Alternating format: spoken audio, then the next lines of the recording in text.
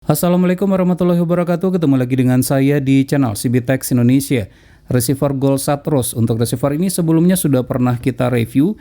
Bagi yang belum sempat untuk menontonnya, linknya terdapat di pojok kanan atas video ini.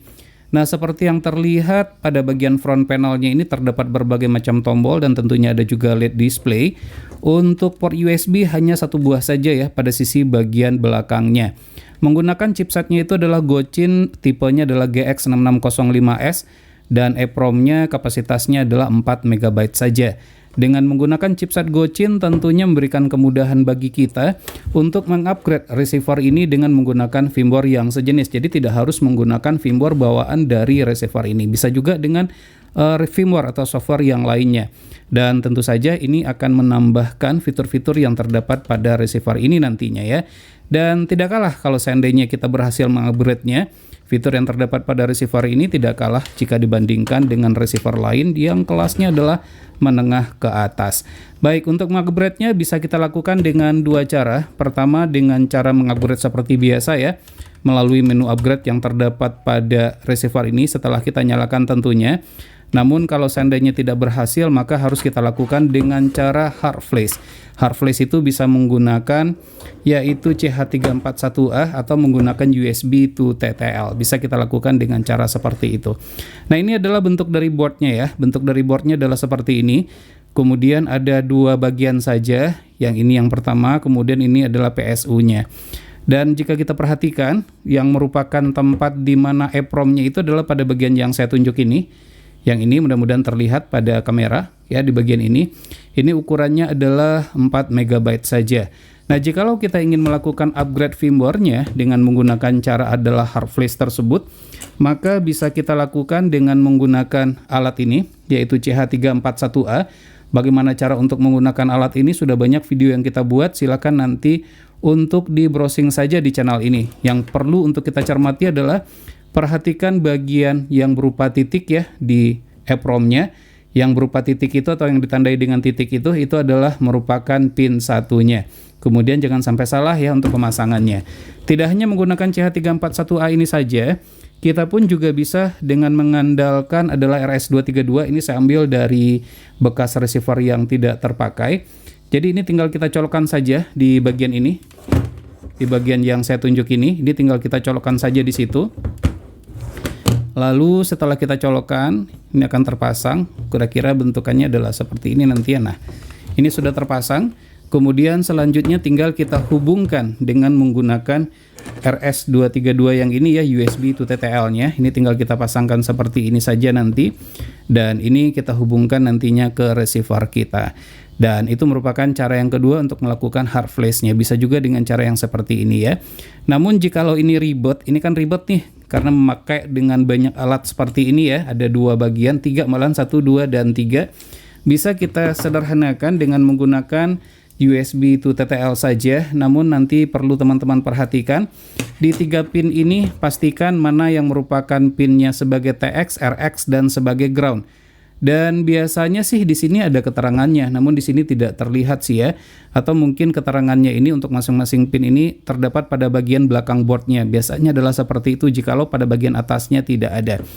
Baik, untuk melakukan flashing untuk upgrade ke firmware yang lain yang sejenis ya, bukan bawaan dari Goldsat ini, kita akan coba terlebih dahulu dengan cara yang pertama, yaitu yang cara yang paling mudah yang bisa dilakukan oleh siapa saja yang tidak membutuhkan alat tentunya, yaitu dengan melakukan upgrade-nya itu menggunakan menu yang sudah tersedia pada receiver ini. Dan berikut adalah cara-cara atau langkah-langkahnya.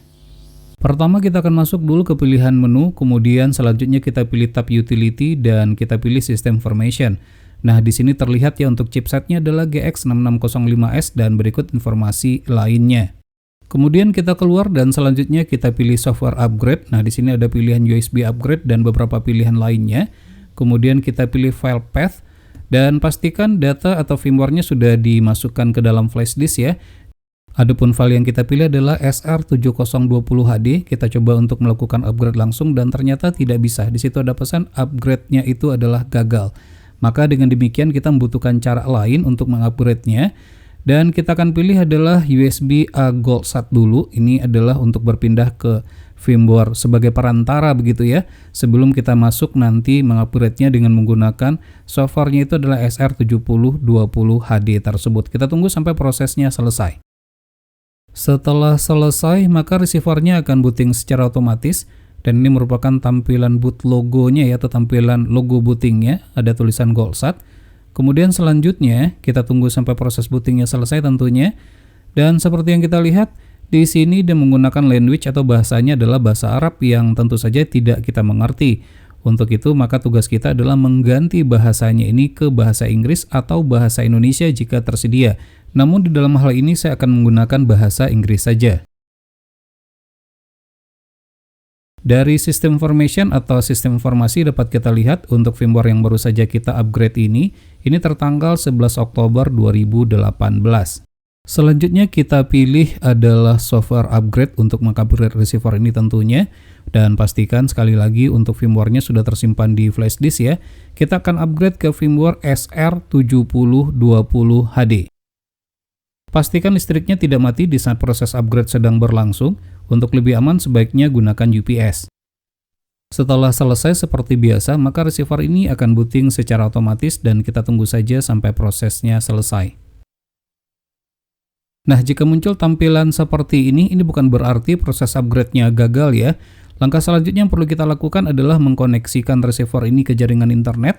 Untuk itu saya akan menggunakan USB to Ethernet adapter saja, karena kalau seandainya menggunakan USB Wi-Fi dongle, maka harus masuk ke pilihan menu terlebih dahulu. Setelah terkoneksi ke jaringan internet, maka muncul notifikasi untuk update firmware. Namun untuk sementara kita memilih untuk tidak melakukannya terlebih dahulu. Dan perlu juga teman-teman ketahui, jika sudah terkoneksi ke jaringan internet ini, maka server IKS-nya yaitu Azure itu sudah langsung aktif. Seperti yang terlihat untuk akun Azure ini sudah expire atau sudah tidak aktif lagi, di mana untuk masa aktifnya kita mendapatkan masa trial hanya selama 2 hari saja. Selanjutnya kita akan melakukan update firmware-nya. Kita masuk ke update, dan seperti yang terlihat terdapat firmware yang terbaru tertanggal 23 Januari 2025. Kita langsung aja eksekusi ya untuk melakukan proses upgrade ini, dan jangan lupa pastikan listriknya tidak mati, dan untuk itu sebaiknya gunakan UPS agar semuanya dapat berjalan dengan lancar.